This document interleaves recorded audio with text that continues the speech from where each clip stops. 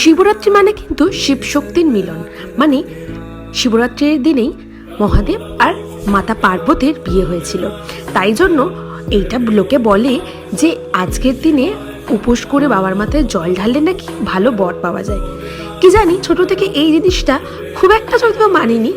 ভালো বর পাওয়ার জন্য শিবরাত্রি আমি কোনোদিনই করিনি, কারণ সত্যি করে যদি বাবার মতো বর চাই তাহলে বাবার মতো কিন্তু রাগটাও সহ্য করতে হবে। আমি কিন্তু ভীষণভাবে ঠাকুরে বিশ্বাসী, তাই জন্য সুযোগ পেলেই মন্দিরে চলে যাই। আর সৌভাগ্যবশত আমাদের বাড়ি কালীঘাট মন্দিরের কাছে হওয়ায় ছোট থেকে মন্দিরে আসা যাওয়া তো লেগেই থাকতো। তার সাথে নকুলেশ্বর তলা তো রয়েইছে।